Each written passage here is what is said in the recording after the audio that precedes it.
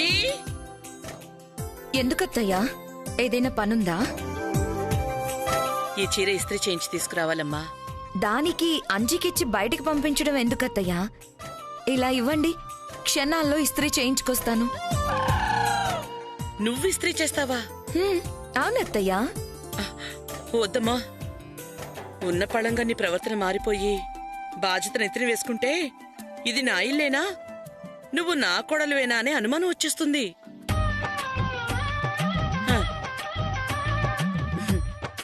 నిజంగా నీకంత బాధ్యతే ఉంటే పొద్దుటే మంచి కాఫీ కలుపు, ఎప్పుడైనా ఓ పూట వంట చెయ్యి, అది చాలు.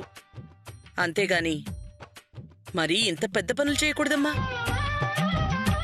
నేను చూసి అస్సలు తట్టుకోలేను.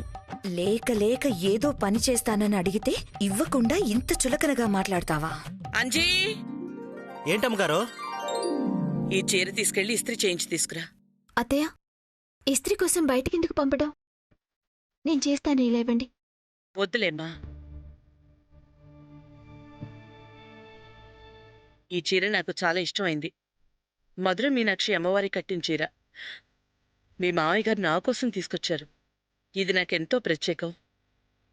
ఇంట్లో రిస్క్ చేసి ఏ చిన్న పొరపాటు జరిగినా పాడైపోతుంది. అందుకే ఎప్పుడూ బయట చేయిస్తుంటాను. బయటే ఇంకా పాడైపోయే అవకాశం ఎక్కువ ఉంది అత్తయ్య. నిప్పురవ్వలు ఎగిరిపడి చీరకి చిన్న చిన్న రంధ్రాలు కావచ్చు. ఆ బొగ్గుల ధూళిపడి వాసిపోవచ్చు. ఏం జరిగినా తప్పైపోయింది అని ఒక్క మాట అనిస్తారు. తర్వాత మనమేం చేయలేమత్తయ్యా. అందుకే జాగ్రత్తగా ఇంటి దగ్గర చేద్దాం. సరే, నీ ఇష్టం. జాగ్రత్తమ్మా. అలాగే అత్తయ్య.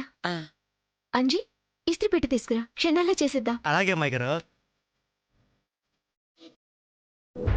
నేనడిగితే ఇవ్వలేదు, దానికిస్తుందా? అత్తయ్య దృష్టిలో వైదేహిని ఎంత బ్యాడ్ చేయాలని చూశాను, అయినా ఇంకా దాన్నే నమ్ముతోంది చూడు. ఎలాగైనా ఆ నమ్మకాన్ని పూర్తిగా చెడగొట్టేయాలి. అంజీ, త్వరగా రా అంజీ. అమ్మాయి గారు, వచ్చేసాను. ఇస్త్రీ పెట్టి రెడీ. నన్ను చేసేయమంటారా? వద్దు, నీకు వేరే పనులున్నాయి కదా, చూసుకోపో. అత్తయ్యకి నేను చేస్తానని మాటిచ్చాను కదా. సరే అమ్మాయి గారు, అదరగొట్టేయండి.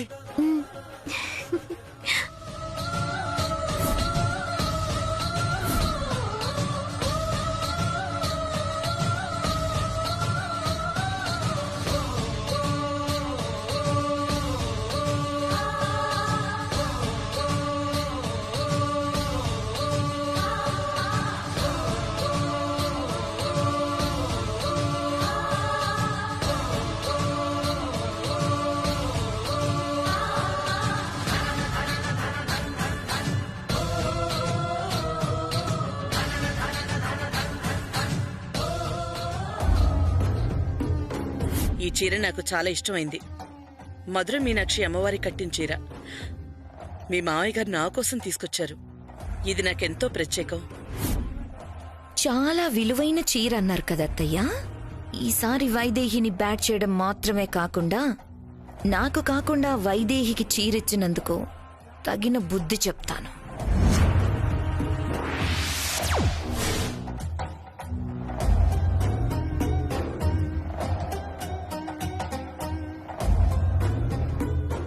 చెల్లి, అత్తయ్య గారి చీర ఇస్త్రీ చేస్తున్నావా? అవునక్క, ఇంతకన్నా అదృష్టం ఏ కోడలికైనా ఏముంటుంది చెప్పు. నిజమేలే, నీ అంత అదృష్టవంతురాలైన కోడలు ఎవ్వరికీ ఉండదు. సరేగాని కడుపులో మండుతోంది. నువ్వు మజ్జిగ బాగా కలుపుతావు కదా, గ్లాసు చల్లటి మజ్జిగ నా కోసం కలిపి తీసుకురావా? ఆ కడుపు మంట ఎప్పుడు ఉండేదేలే అక్క.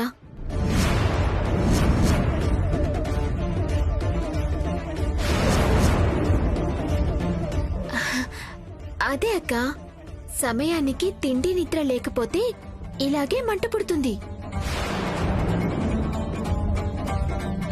ఏదేమైనా నువ్విలా అడిగినందుకైనా ఇప్పుడే వెళ్ళి కలిపిచ్చేయాలనుంది. కానీ అత్తయ్య గారి చీర ఇస్త్రీ చేస్తున్నాను కదా, అస్సలు కదలడం కుదరదు.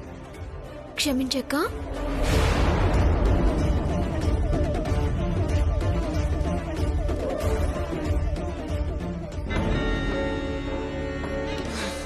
పక్కకు వెళ్తే ఏమన్నా చేద్దాం అనుకుంటే అస్సలు కదలడం లేదు. బాగా చేయి చెల్లి.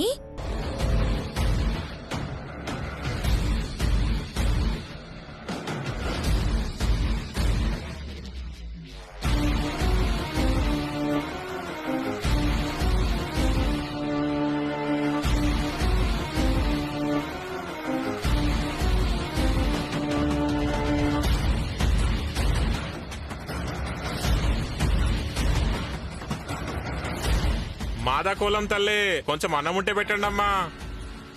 మాదాకోలం తల్లి కొంచెం అన్నం ఉంటే పెట్టండి అమ్మా. అంజీ, అంజీ ఎక్కడికి వెళ్ళిపోయాడు? కొంచెం అన్నం ఉంటే పెట్టండి అమ్మా. అక్క, నేను ఇస్త్రీ చేస్తున్నాను. వంటగదిలో అన్నం ఉంది, తనకు అన్నం పెట్టవా? ఎలా కనిపిస్తున్నాను నీ కంటికి? నేను నా మొగుడికే తిండి పెట్టను, బిచ్చగాడికి పెట్టమంటావా? నీకే అంత జాలి దయ ఉంటే నువ్వే వెళ్ళి పెట్టుకో పో. మాదాకోలం తల్లి కొంచెం అన్నం ఉంటే పెట్టండి అమ్మా.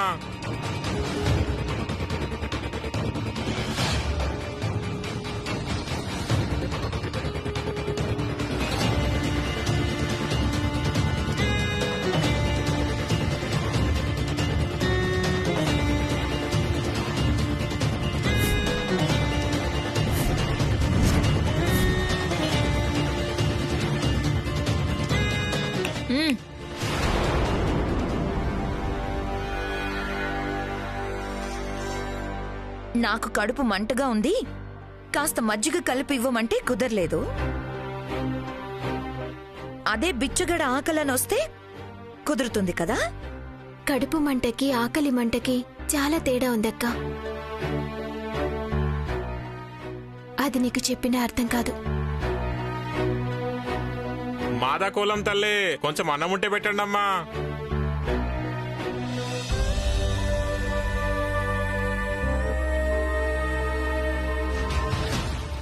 వెళ్ళవే, నా కడుపు మంట ఎలా ఉంటుందో చూపిస్తాను.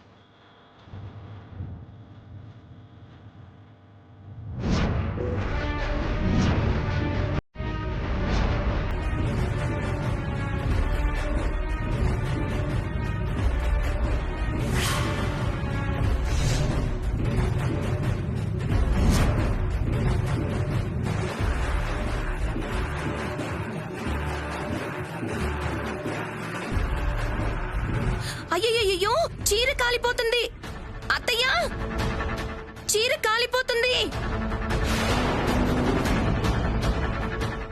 అయ్యయ్యో, చీర, అయ్యో.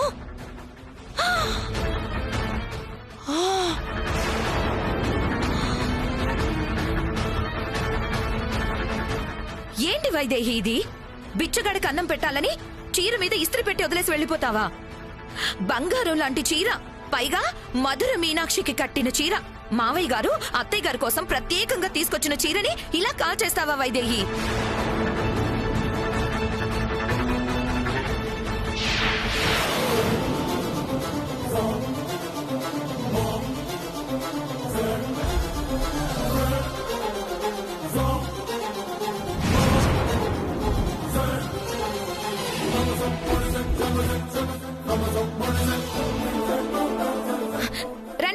రండి రండి చూడండి ఎలా కాల్ చేసిందో.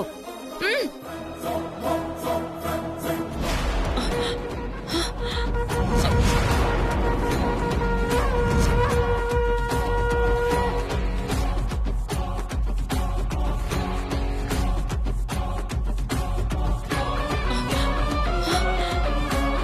అత్తయ్య, అది ఇస్త్రీ చేస్తుంటే బిచ్చగాడొచ్చాడు. నోర్మోయ్!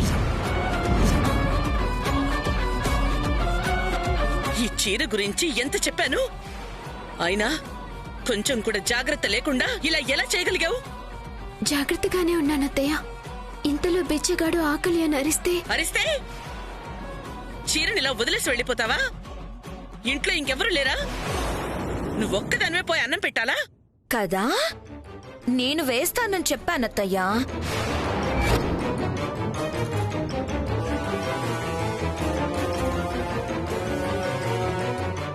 లేదు నేనే వేస్తాను అని చీరని పెట్టి కొదిలేసి వెళ్ళిపోయింది. ఏమైందక్కా? చీరకి కన్నం పెట్టింది చెల్లి.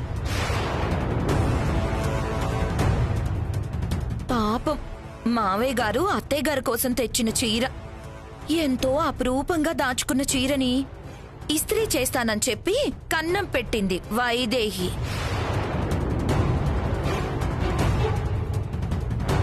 ఇంటి కోడలివి, కొంచెమైనా బాధ్యత లేకుండా ఉంటే ఎలా?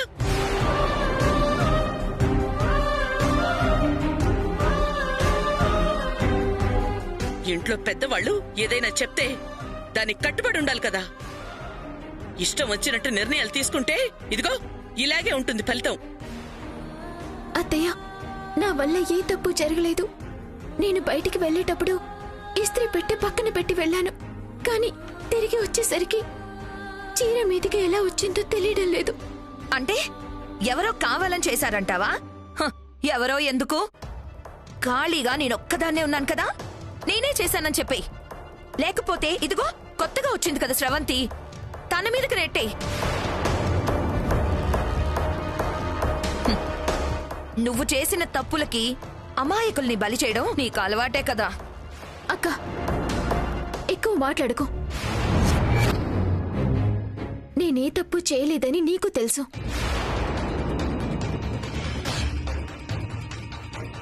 అప్పటికి చీర ఇస్త్రీ చేస్తున్నా బిచ్చగాడికి అన్నం పెట్టు అక్క అంటే వెళ్ళలేదు. అందుకే నేను వెళ్లాల్సొచ్చింది.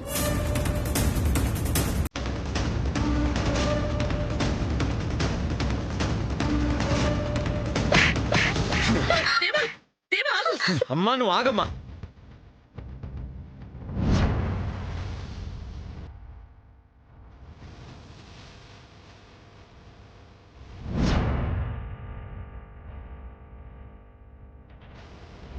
అసలు ఈ దెబ్బ నువ్వు కొట్టుండాల్సింది.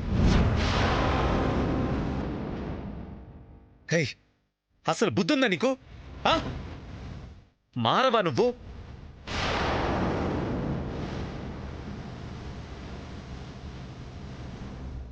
ఎప్పుడు ఎదుటి వాళ్ల గురించి ఆలోచిస్తూ నీ నెత్తి మీద సమస్యలు పెట్టుకోవడం అలవాటా నీకు?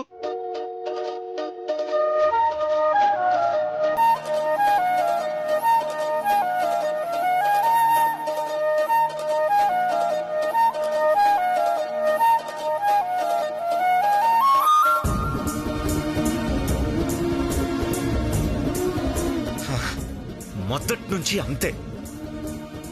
ఎవరెవరి కోసమో ఆలోచించడం, నీతో పాటు నిన్ను నమ్ముకున్న వాళ్ళని కూడా ఏడిపించడం అలవాటైపోయింది నీకు.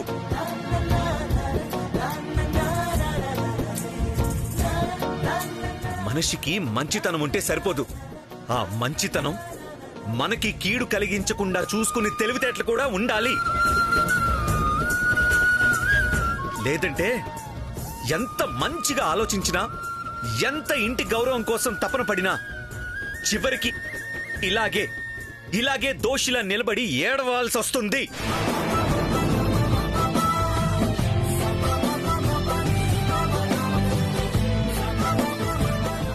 ఇప్పటికైనా తెలుసుకో, నీ గురించి నువ్వు ఆలోచించడం నేర్చుకో.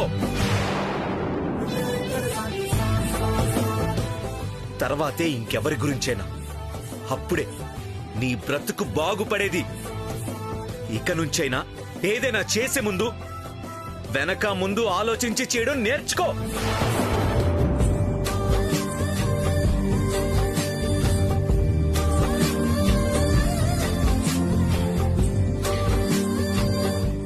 నేర్చుకో. ఛా!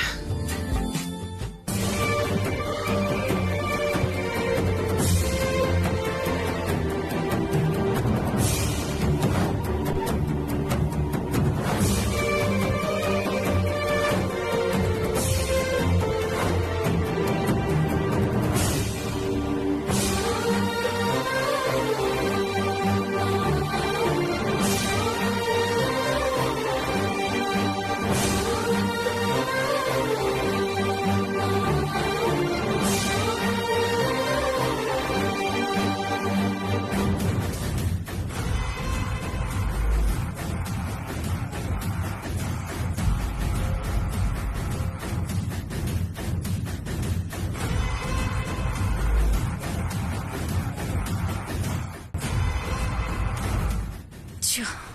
మంచి వేడిగా ఉన్న టైంలో వచ్చి మొత్తం చల్లారి చేశాడు. దేవాంశ్ వచ్చి చేయి చేసుకోవడంతో అత్తయ్య కోపం చల్లారిపోయింది. లేదంటే ఈ పాటికి ఫుట్బాల్ ఆడుకునుండేది. తిట్టినట్టే తిట్టి భలే కాపాడాడు. చూద్దాం నెక్స్ట్ టైం ఎలా ఇరికిస్తాను.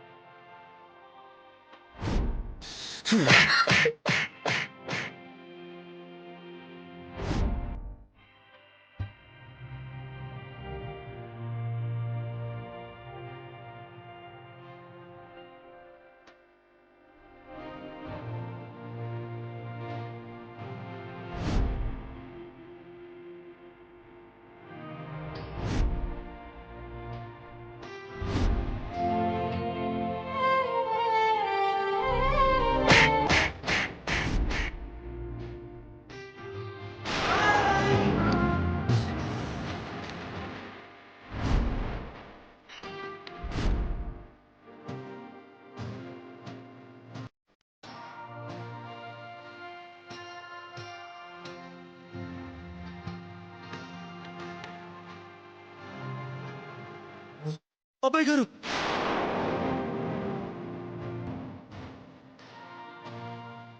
అబ్బాయి గారు,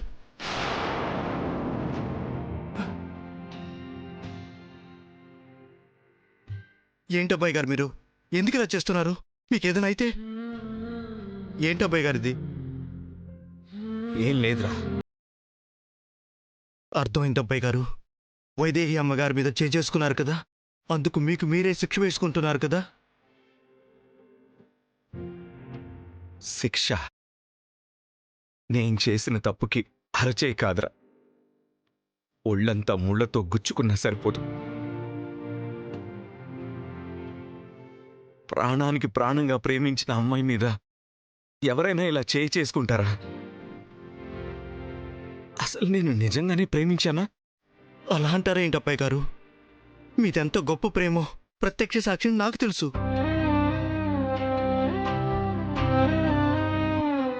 అయినా మీదంత గొప్ప ప్రేమ కాబట్టి పరిస్థితులు అనుకూలంగా లేకపోయినా, ఎవరు మీ జీవితంలోకి రావాలని చూసినా చివరికి మీరిద్దరే ఒక్కటయ్యారు. అయితే నేను ఎందుకు చేసుకోవాలి? తన తప్పు లేదని తెలుస్తుంది కదా. అయినా ఎందుకింత ఆవేశపడ్డాను? కొట్టిన నాకే ఇంత బాధగా ఉంటే తను ఇంకెంత బాధపడుతుంటుంది. తప్పు చేశాను అంజీ, చాలా పెద్ద తప్పు చేశాను. అసలు నేను చేసిన తప్పుకి ప్రాయశ్చిత్తమే లేదురా. వైదేహి అమ్మగారంటే ఎంత ప్రేముందో ఇదిగో మీ బాధలోనే కనిపిస్తుంది అబ్బాయి గారు. అయినా ప్రేమ ఉన్న చోట ప్రాయశ్చిత్తానికి చోటే ఉండదు. దగ్గరికి తీసుకున్న ప్రేమే, తిట్టినా ప్రేమే, కొట్టినా ప్రేమే. ఏం చేసినా ప్రేమతోనే చేస్తారు, ప్రేమగానే చేస్తారు. అయినా మీరిప్పుడు అమ్మాయి గారిని కోపంతో కొట్టారా? లేదు కదా అబ్బాయి గారు, మంచితనానికి పోయి దోషాన్ని నిలబడాల్సి వస్తుందన్న బాధతో కొట్టారు. ఆ విషయం అందరికీ అర్థమవుతుంది. మిమ్మల్ని అంతలా ప్రేమించిన అమ్మాయి గారికి అర్థం కదా.